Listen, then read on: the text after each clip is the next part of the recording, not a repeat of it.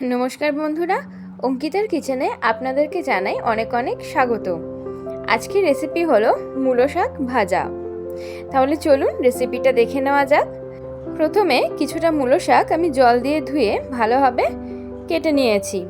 এরপর কিছুটা বেগুনও ছোট ছোট করে কেটে নিয়েছি, আর নিয়েছি অল্প পরিমাণে রসুন থেতো করা আর দুটো শুকনো লঙ্কা। ব্যাস, এই উপকরণ দিয়েই রান্না হবে, বেশি কিছু দরকার নেই।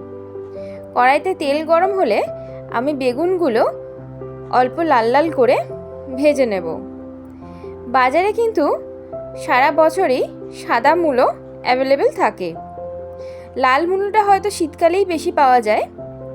আমি এখানে সাদা মূলো শাক, যেটা 12 মাস বাজারে পাওয়া যায়, সেই মূলো শাকটাই কিন্তু রান্না করছি। মূলো শাক বিভিন্ন প্রসেসেই রান্না করা যায়, তবে আমি এখানে বেগুন দিয়ে রান্না করছি।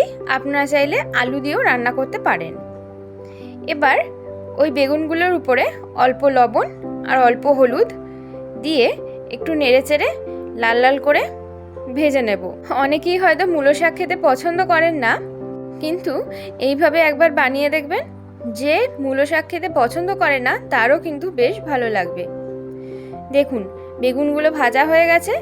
এবার আমি একটা বাটিতে বেগুনগুলো তুলে নেব।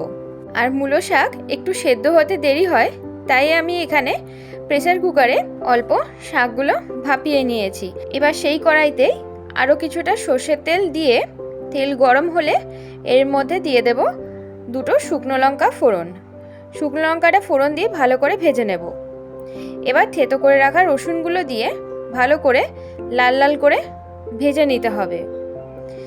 এবার ভাপিয়ে রাখা শাকগুলো আমি এর মধ্যে দিয়ে দিলাম। এক্সট্রা যে জলটা ছিল সেটা আমি ফেলে দিয়েছি। অল্প যে জলটা শাকের সঙ্গে থাকবে সেটা আর ফেলে দেওয়ার প্রয়োজন নেই।